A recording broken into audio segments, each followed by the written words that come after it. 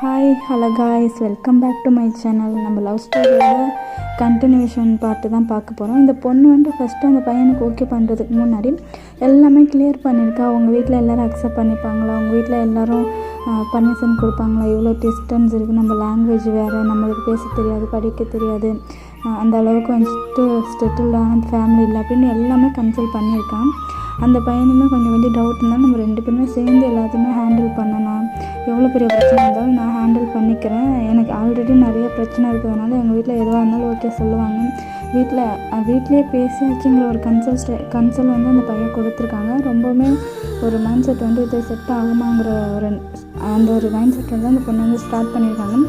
நாட்கள் போக போக அவங்க வீட்லேயுமே அக்செப்ட் பண்ணிக்கிட்டாங்க. ஃபஸ்ட்டு அவங்க வீட்டில் தான் அக்செப்ட் பண்ணிக்கிட்டாங்க. அதுக்கப்புறம் இந்த பொண்ணு வீட்லேயுமே அந்த பொண்ணு வந்துட்டு சொல்கிறாங்க. சொன்னோன்னே இந்த பொண்ணு வீட்டில் அந்த பையனை பார்க்கணுன்னு சொல்லிட்டு பார்த்தோன்னே ஃபேமிலியில் உள்ள எல்லாருக்குமே பிடிச்சிச்சு, அவங்க அப்பாவை தவிர. எல்லாருமே எப்படி இந்த பையனை பார்த்தாங்கிறதோட இப்படியாப்பட்ட பையனை எங்கே போய் பிடிச்சி, இவ்வளோ நல்ல பையனாக இருக்கான், கேரக்டர் இவ்வளோ சூப்பராக இருக்குது, எங்கள் எல்லாருக்குமே ஃபுல் பர்மிஷனுங்கிற ஒரு கமெண்ட் வந்து அவங்க வீட்டில் எல்லாருமே அந்த பொண்ணு கொடுத்துருக்கு.